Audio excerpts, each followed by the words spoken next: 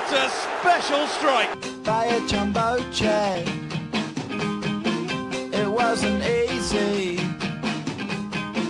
but nothing is. No. On Tuesday, France faced world champions Italy in their final Group C match, with both sides effectively needing a win if they are to make the last 8, coupled with a Holland win over Romania. The Netherlands are guaranteed of a top finish and will play the Group D runners-up in the quarterfinals.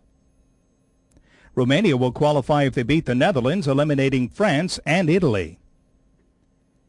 If Romania fails to beat the Netherlands, the winner of the France versus Italy...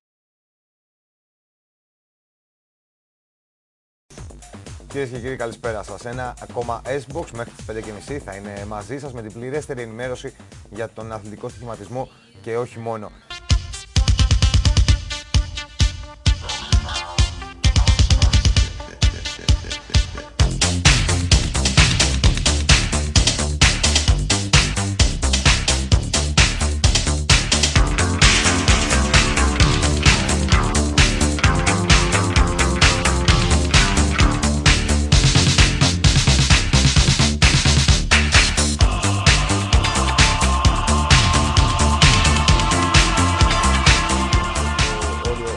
Καρτών, αλλά καμία σημασία αυτό δεν έχει, αφού οι Ελβετοί έχουν αποκλειστεί από την συνέχεια της διοργάνωσης.